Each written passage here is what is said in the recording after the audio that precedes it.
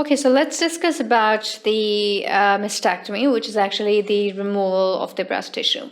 So initially, in the past, there was radical Halsted mastectomy, in which the whole of the breast tissue, combining with the pec major and the pec minor muscles, they were also being removed. But today, we do a simple pate mastectomy, or which is also called as a radical modified mastectomy, in which obviously what you do is like you preserve the pectoralis major and the pectoralis minor muscle.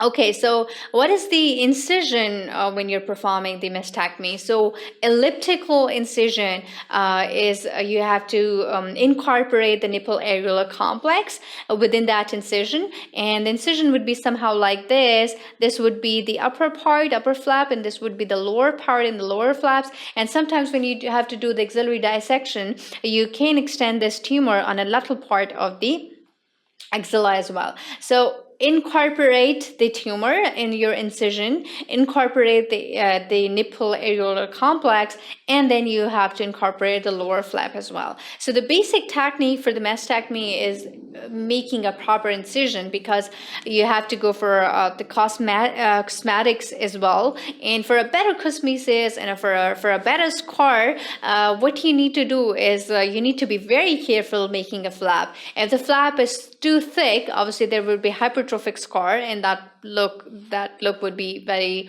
bad.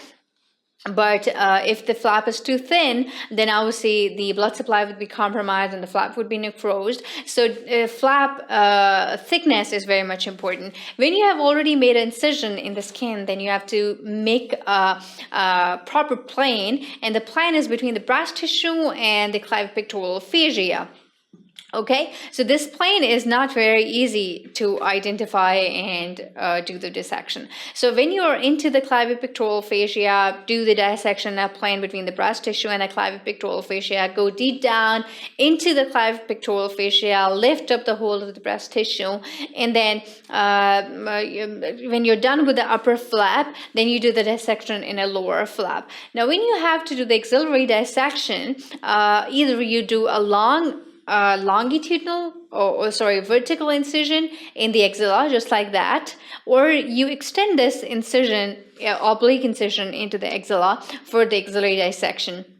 Axillary dissection is very much important because you have very, very important contents in the axilla, which is the axillary vein, the axillary artery, and the brachial plexus. So you have to be very, very vigilant, and you have to be very careful. And so, since there are some other structures like the thoracodorsal nerve and nerve to latissimus dorsi, there's also very important. You have to save the thoracodorsal pedicle. You have to save the thoracodorsal artery and vessel and the nerve, and you have to save the intercostal brachial nerve, which is more medial in the location. And the upper extent of the axillary dissection is, remember, that is the axillary vein. So whenever you approach the axillary vein, that means you have reached the upper border, and you can't go far beyond that point. And then you have to look for the thoracodorsal pedicle, and you have to look for the long thoracic nerve, and you have to preserve both these nerves, because if you do not preserve this, then there would be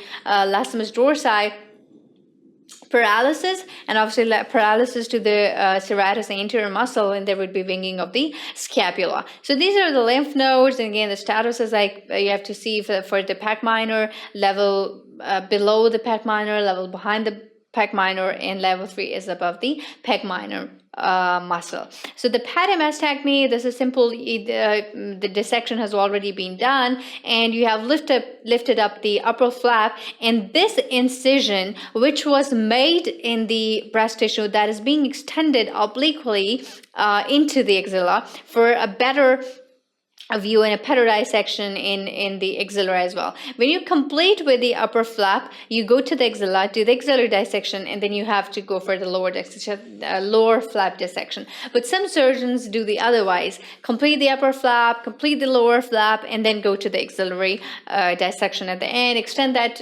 incision. Or if you want to have a better look, or you have to do the level 3 axillary clearance as well, then you have to give a separate incision into the axilla. And after you're done with the mastectomy, absolute meticulous hemostasis is very, very much important. And putting up the drain, you have to put two different drains, one in axilla and one in the breast tissue. So there would be post-operative seromas. So for that, you have to keep the drain for a longer duration. Okay, so this is again the same diagram, and it's actually you have lift up the upper flap and you have gain entry into the axilla, and then you are just lifting up the lower flap. So this is another real-time picture which has already, the breast tissue has already been removed. The flaps have been lifted up. You can see this is the pec major muscle, and the dissection has already been done, and the axillary clearance has already been done. So this is the mastectomy, which is also called a modified radical mastectomy, in which whole of the breast tissue is removed, but you have to preserve the pec major muscle, and you have to go for the preservation of the pec minor muscle. And for the axillary clearance, extend that incision or give a separate incision, which is vertical, and incise the clavipectoral fascia, and then gain into the axilla. Be careful about the axillary vein, be careful about the thoracodorsal pedicle, and be careful about the long thoracic nerve and intercostobrachial nerve. So the the thoracodorsal pedicle is somehow medial and very closely related to the axillary vein, and intercostobrachial nerve is more medial, and the pedicle is more lateral, and then in between these there is a long thoracic nerve, and then you have to save that long thoracic nerve as well.